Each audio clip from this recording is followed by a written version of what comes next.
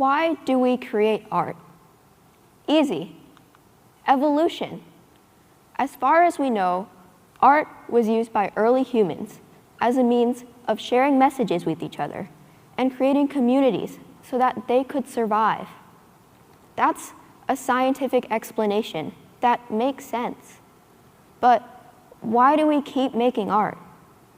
We don't live like cavemen anymore, yet we still continue to make all kinds of art. But why? Think of a piece of art that you enjoy. It does not have to be a traditional painting. It could be a movie, a song, a book. Maybe it made you laugh. Maybe it made you cry. Maybe it changed the way you think. Art shapes the way we think, and it shapes the way society thinks because it influences our culture and beliefs. It allows artists to share their messages with us and create communities, just like with early humans. Here's an example of a piece of art that moves me.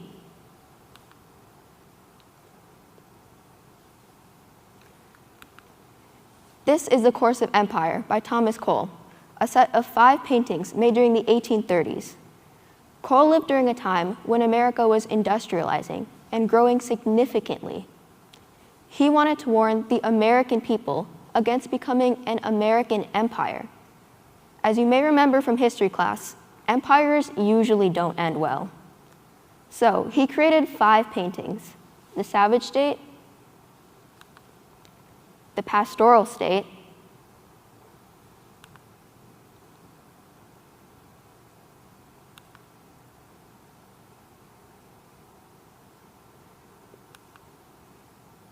the consummation of empire,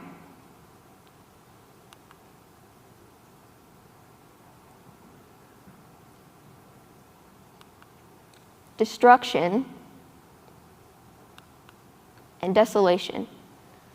Like all great works of art, we can find our own meanings in these paintings, even if we don't live in the 1830s United States, like Cole's original target audience.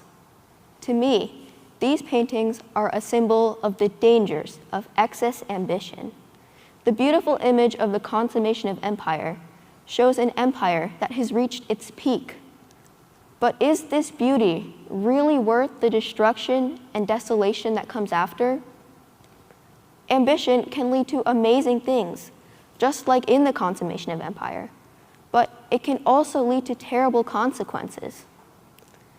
This isn't just the story of some paintings from 200 years ago. It's the story of our modern day and our history. An example of this in the modern day is technological advancements. In recent years, artificial intelligence, or AI, has made its way into all aspects of society. You and I can simply type a few words into an AI's prompt, and it will generate its own art based on the prompt in seconds. AI can now make visual art, writing, music, even videos. This is our consummation of empire. It's the highest level achievement we've reached as a society so far. But we can't end up like the people of the Course of Empire. We have to regulate our ambition and keep the problems that come from AI away. One of the problems that comes from AI is how it is made unethically. Have you ever wondered how, say, an image generator learns to make pictures? Well, it needs training data. A lot of this training data comes from the internet. Some AIs are known to have used 2.3 billion images from the internet to form their training data. Many artists' art is used, and they're not informed and do not consent to having their art used this way. There are also problems with copyright law and intellectual property that come up with this, as artists are having their art used and AIs are often profiting from it. Another problem that comes with AI and art is how AI is becoming more valued than traditionally created art. AI is cheap, accessible, and convenient. Meanwhile, art takes time and resources to make, and artists need to make a living, so they charge for their work. This leads individuals and big companies to choose artificially generated art over human-created art. This is a small problem at the individual scale when people choose artificially created art over traditionally created art. But when big companies employ AI instead of artists, it devalues art. Companies and people choosing art created by AI instead of humans is a terrible thing for society. If this trend continues, many potential artists will be discouraged from ever pursuing the field, leading to a dramatic decrease in the amount of human-created art. This impacts so many of the important aspects of culture. An artist's ability to share their beliefs with us, create communities, to make us feel joy and sadness, and to change the way we think.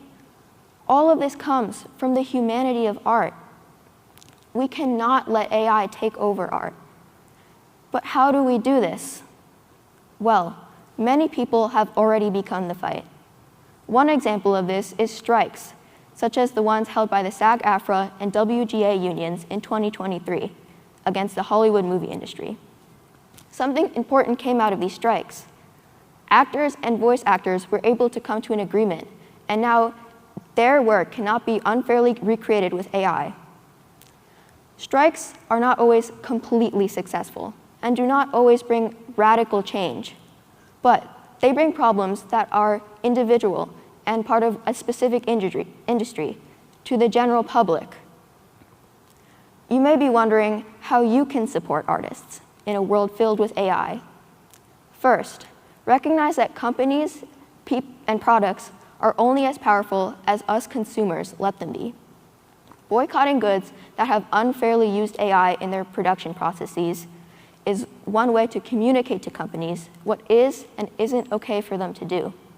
Along with this, supporting strikes when they happen communicates to companies that they need to value artists.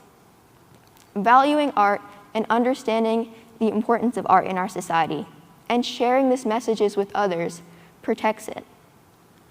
Art has allowed society to advance into what it is today, and now it is our responsibility to allow it to continue the advancement of ideas for the rest of humanity. Thank you.